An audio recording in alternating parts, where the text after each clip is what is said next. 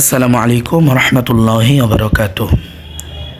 দেশ ও দেশের বাহির থেকে যারা কোরআন শিক্ষা কোর্স ভিডিওটি দেখছেন সকলকে জানাই আন্তরিক মোবারকবাদ।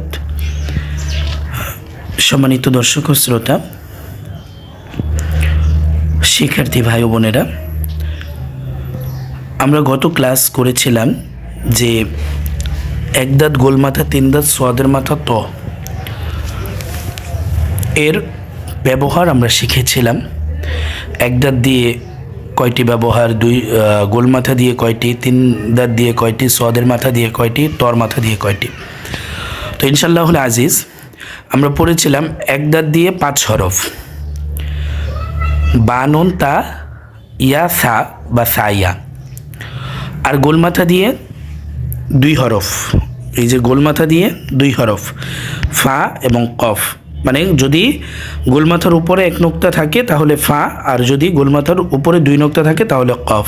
আর এক দাঁতের নিচে 1 নোক্তা থাকলে বা, এক দাঁতের উপরে 1 নোক্তা থাকলে নুন, এক দাঁতের উপরে 2 নোক্তা থাকলে তা, এক দাঁতের নিচে 2 নোক্তা থাকলে ইয়া, এক দাঁতের উপরে 3 নোক্তা থাকলে সা। 3 দাঁত দিয়ে আমরা পড়েছিলাম যে 2টি হরফ। 3 দাঁতের উপরে 3 নোক্তা থাকলে শিন, 3 দাঁতের উপরে 3 নোক্তা থাকলে শিন।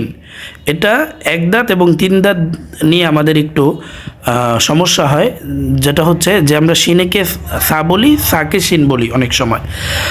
তো দেখা যাচ্ছে, দেখেন, বুঝার সর্বোপরি কৌশল হচ্ছে যদি এক দাঁতের উপরে 3টি নোক্তা থাকে তাহলে বুঝতে হবে সেটা সা, আর যদি 3 দাঁতের উপরে 3টি নোক্তা থাকে তাহলে বুঝতে হবে শিন।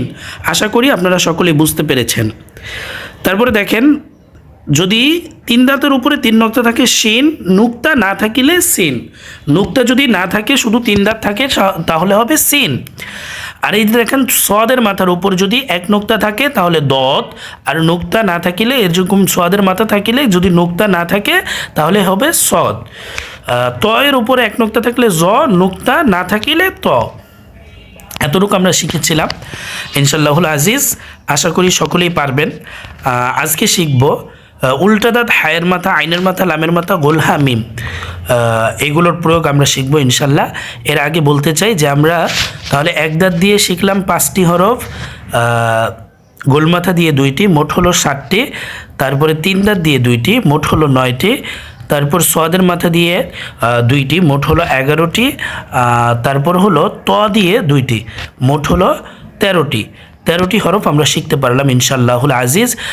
আশা করি সকলেই এই ভিডিওটি বুঝছেন এবং ক্লাসগুলো মনোযোগ দিয়ে করে আপনারা সকলেই বুঝতে পেরেছেন। সম্মানিত দর্শক ও শ্রোতা, এই যে দেখেন হায়ের মাথা পড়েছিলাম আমরা। এই উল্টা দাঁত দিয়ে বলবেন যে উল্টা দাঁত দিয়ে কি কোনো হরফ হয় না? হ্যাঁ হয়। উল্টা দাঁতের নিচে যদি 1 নোক্তা থাকে তাহলে হবে বা, উল্টা দাঁতের উপরে 1 নোক্তা থাকলে নুন। ওই যে এক দাঁতের মতোই উল্টা দাঁত, ওইটা শুধু মানে উপরের দিকে আর এটা নিচের দিকে।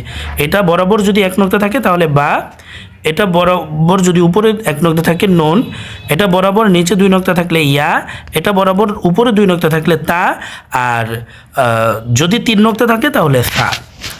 সম্মানিত দর্শক ও শ্রোতা, এরপর দেখেন হায়ের মাথা। এই হায়ের মাথার মাঝখান মধ্যবর্তী অবস্থায় যদি 1 নোক্তা থাকে তাহলে আমরা এটাকে ধরবো জিম। হায়ের মাঝখানে যদি 1 নোক্তা থাকে তথা নিচে যদি 1 নোক্তা থাকে জিম, এটাকে বলবো জিম। এই যে হায়ের নিচে 1 নোক্তা থাকলে জিম, হায়ের উপরে 1 নোক্তা থাকলে খ, হায়ের উপরে 1 নোক্তা থাকলে খ, যদি উপরে একটা নোক্তা থাকে তাহলে খ, আর যদি নিচে একটা নোক্তা থাকে তাহলে জিম। এই হাটা 2 ভাবে হতে পারে, যেমন এরকমও হতে পারে। দেখছেন, এই যে দেখেন, যে যখন আমরা পড়েছিলাম যে পূর্ণ হা, প্রথম পূর্ণ হা, অর্ধেক হা, মধ্যের হা। তো এটা দেখেন, এই যে এটা হলো পূর্ণ হা, পূর্ণ হা এরকম হলো অর্ধেক হা, আর মধ্যবর্তী অবস্থায় যেটা থাকে সেটা হলো মধ্যের হা। তাহলে হা এই যে এরকমও হতে পারে, অর্ধেকও হতে পারে, আপনাদের বোঝানোর জন্য দিয়েছি। তাহলে আমরা বুঝলাম যে হায়ের নিচে 1 নোক্তা থাকলে জিম, হায়ের উপরে 1 নোক্তা থাকলে খ। এই হাটাকে হায়ে হত্তি বলা হয়। সকলেই নোট করবেন, এই হাটাকে হায়ে হত্তি বলা হয় তথা বড় হা। এই হায়ের উচ্চারণটা হয় হলকের মধ্যখান হতে, হলকের মধ্যখান থেকে উচ্চারিত হয় হা। এটাকে বলা হয় হায়ে হুত্তি। তাহলে বুঝলাম যে হায়ের নিচে এক নোক্তা থাকলে জিম, হায়ের উপরে এক নোক্তা থাকলে খ। হায়ের নিচে এক নোক্তা থাকলে জিম, হায়ের উপরে এক নোক্তা থাকলে খ, আর নোক্তা না থাকিলে হা। তাহলে কি হায়ের নিচে এক নোক্তা থাকলে জিম, হায়ের উপরে এক নোক্তা থাকলে খ, নোক্তা না থাকিলে হা।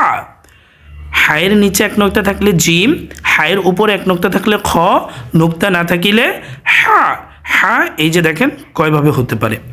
আমরা বেশি পড়া দিব না, যতটুকু দিব অল্প অল্প দিব, অল্প অল্প করে শেষ করব। দেখবেন যে একদিন ইনশাআল্লাহুল আজিজ আপনিও শুদ্ধভাবে কোরআনুল কারীমকে সঠিকভাবে সহজভাবে শিখে গেছেন। আপনাদের কাছে আমার অনুরোধ থাকবে যে আপনারা সকলে এই ক্লাসটি কেউ মিস করবেন না, ক্লাসটি সকলেই অ্যাটেন্ড করবেন কোরআনুল কারীম শিক্ষার জন্য।